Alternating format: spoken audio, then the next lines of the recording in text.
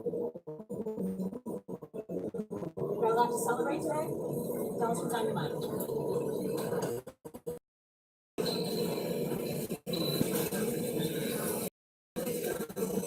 Hello, we'll go first.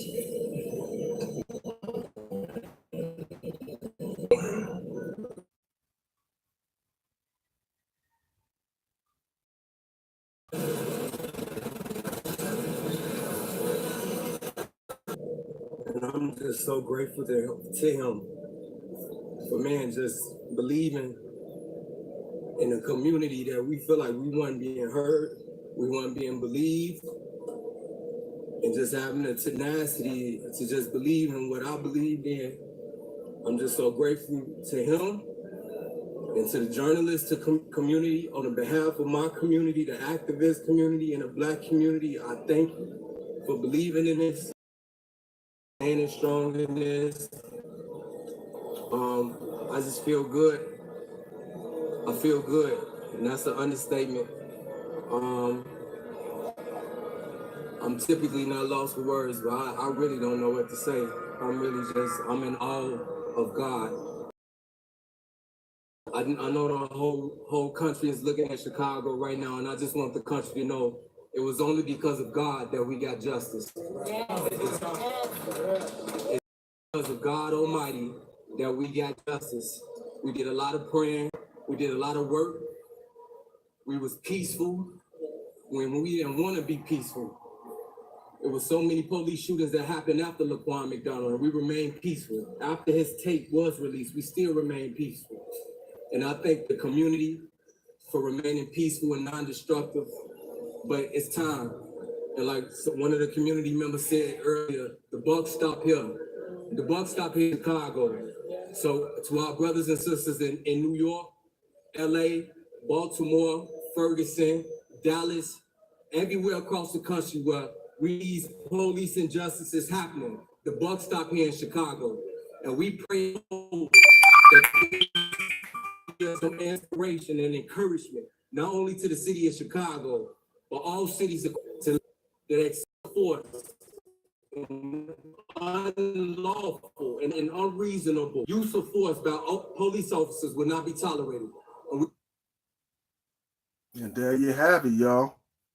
Because that's something they need to understand. They didn't think that Chicago was going to stand in time, but we did, man. We've been trying to tell everybody about the purging, about cops dressing with uniforms and masks and disguises, coming in Black communities, allowing their friends and their family, come in our community, shoot and kill us and get away with it. Police accountable, period. We don't care. And people need to know, in addition to this, it don't stop with Jason Van Dyke. Yes. And that's what we've been telling people for so long. Laquan McDonald is not an isolated incident. Jason Van Dyke represents the epitome of everything that is wrong with Chicago Police Department. Exactly. This incident represents everything that's wrong with Chicago Police Department. I'm just grateful to God. I'm grateful to Brandon. I'm grateful to my community that we was able to get some type of justice for Laquan McDonald. And it's not done yet. It's still officers who lied and they falsified police reports. That's right. We need to make sure that they go to jail and that they are held accountable for what they did as well.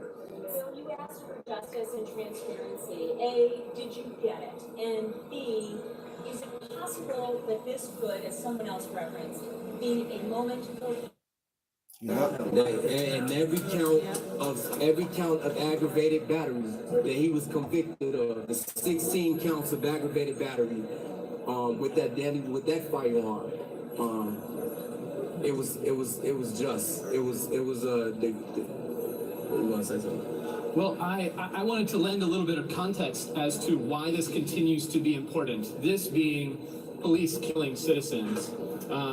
There's a study published in Granta magazine, I think it was in the last year and a half, that showed that every third person who's killed by someone they don't know is killed by a police officer. Mm-hmm. And 8% of Black men who die other than natural causes are killed by police officers. It's still a very big problem.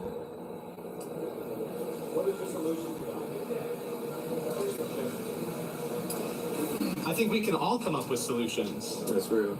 You know, I have tried one or two things so far, and here I'm going to try some more. I mean, doing what I do as an investigative journalist, I'm trying to bring light to it.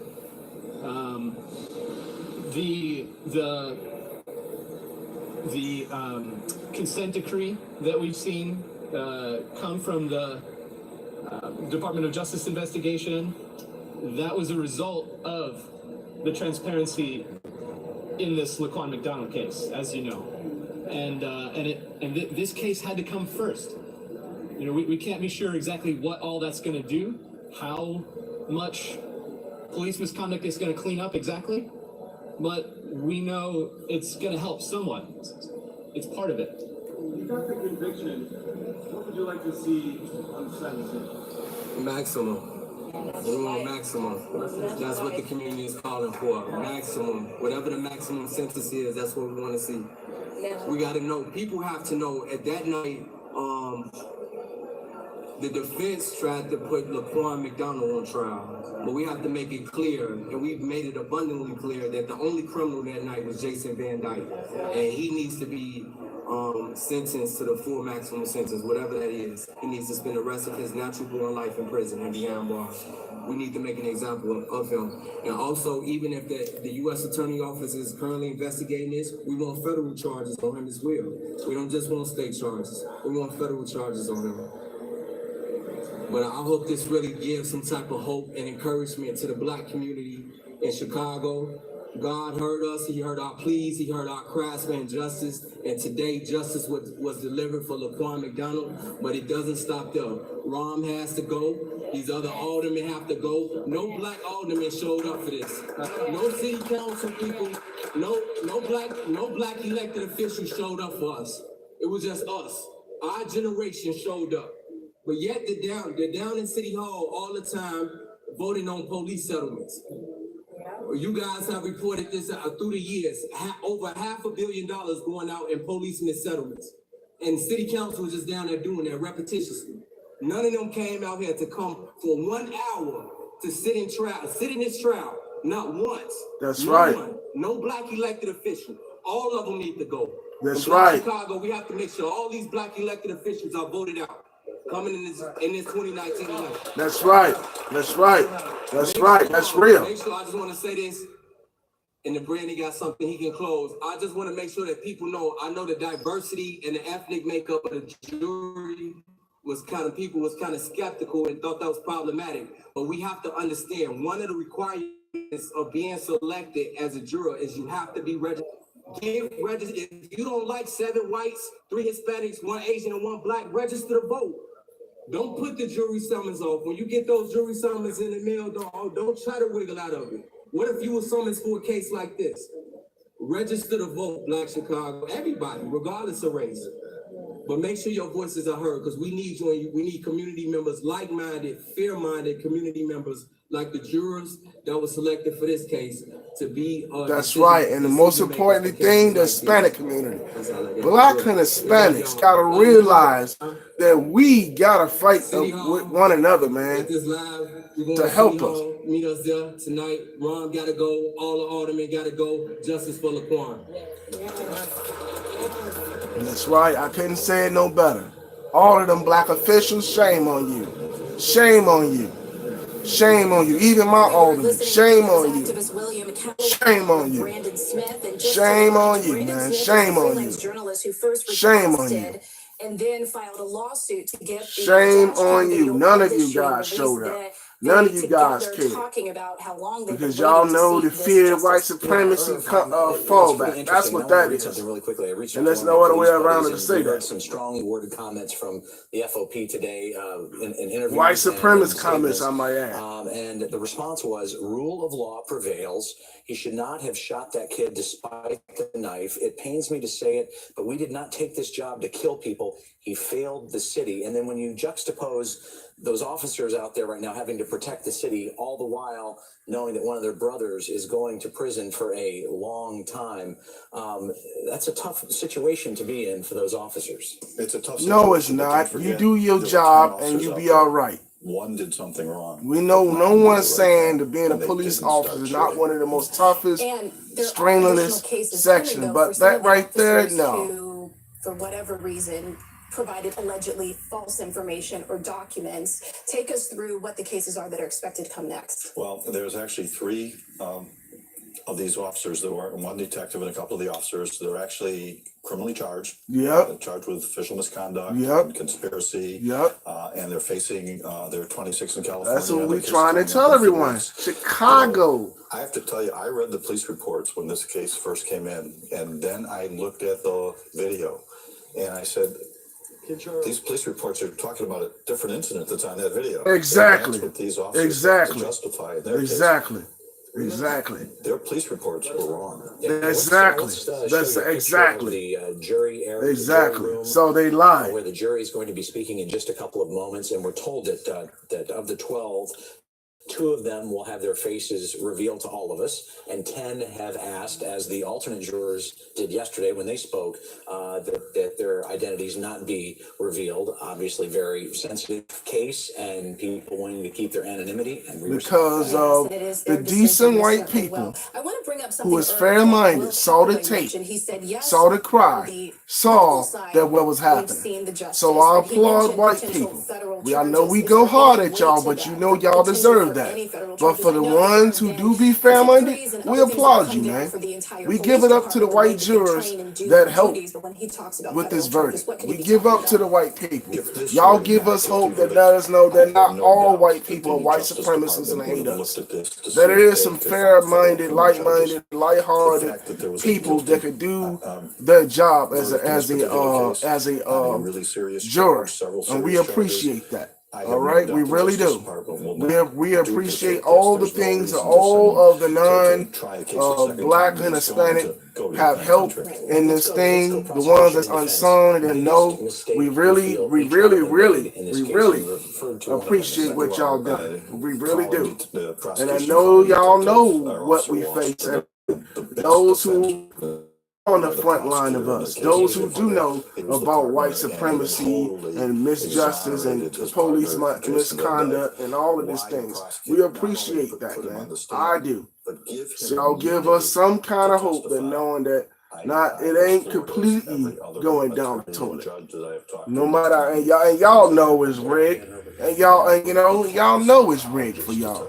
Y'all know it's set up for you guys to succeed and fail. And you see up there, you see that the Hispanics are sitting up there, and you see everybody else there, and they just burning taxpayers' dollars. They're sitting around standing there. That's what they're doing. No one's saying that being a police officer is not one of the toughest jobs. But that's what I wanted to say. The black politicians, no one showed up in solidarity or support for McQuan McDonald. Why is that, man? I'm going to do another video about that. Why did nobody, Jesse Jackson, Rainbow Push Coalition, why did no one get involved with that? No representative from no black church. All the major churches. Why did no one get around? But get you as one of the politicians who was running for re-election. Everybody and their mother to be out there. This is what we're talking about, man. And you black crooked politicians, aldermen, y'all got to go, man. Y'all did nothing for nobody. We need complete transparency. We need to know that what it is and what it shouldn't be. Had to make himself a family man and a nice guy. Tried to become a good cop. Well, he didn't do it. No, he didn't. Examination. I thought the prosecutor did a good job. Do you see it on the video? What you just said?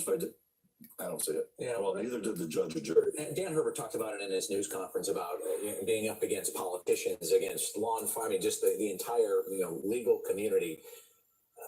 Is there anything he could have done better? Do you think to represent Jason Van Dyke, or was the video so powerful that it was instrumental? Well, it's a tough one.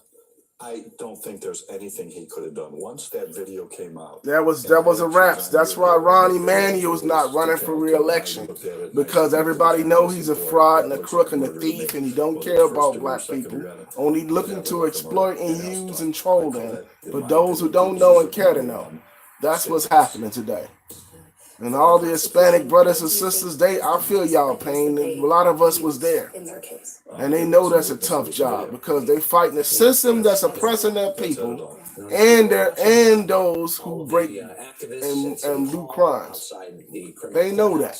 We're waiting to hear from the jury because, as Dorothy Tucker alluded to a little bit earlier, that they moved the entire media from the bullpen. All right, I'm gonna come right back. Floor of the Layton Criminal Courthouse to the third floor to the jury assembly room because the jury assembly room